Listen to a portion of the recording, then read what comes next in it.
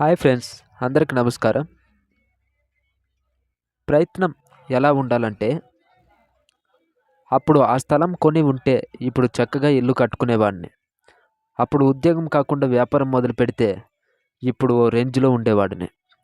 అప్పుడు ఆ అమ్మాయిని పెళ్లి చేసుకొని ఉంటే, అప్పుడే అమెరికా వెళ్ళి ఉంటే, అప్పుడే అలా చేసి ఉంటే, ఇప్పుడు ఇలా కాకుండా ఇంకోలా అని ఇలా చాలామంది అప్పుడప్పుడు అంటుంటారు.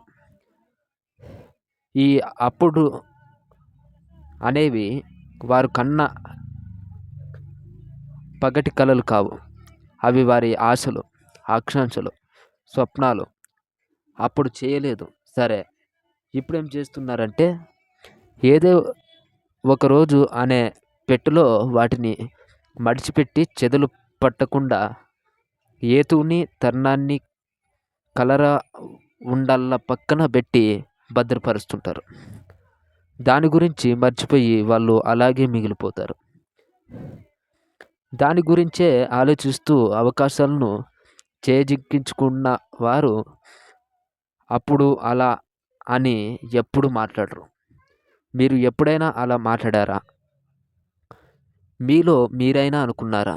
అయితే ఒకసారి అద్దం ముందు నిలబడి మీతో మీరు ముఖాముఖి మాట్లాడుకోండి. మీ అంతరాత్మ ఏం చెబుతున్నదో వినండి. మీరు చేస్తున్న పనిలో ఆనందం ఉందా?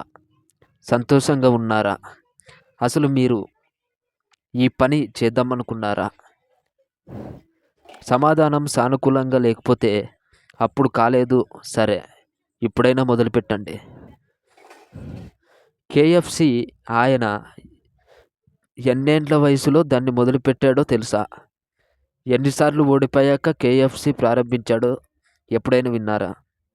ప్రయత్నించి ఓడిపోవడం తప్పులేదు, కానీ ప్రయత్నించడంలోనే ఓడిపోతే అది ఖచ్చితంగా మీ తప్పే. ఈ వీడియో నచ్చితే లైక్ చేయండి, షేర్ చేయండి. మరిన్ని వీడియోల కోసం మన ఛానల్ని సబ్స్క్రైబ్ చేయండి. Thank you for watching friends.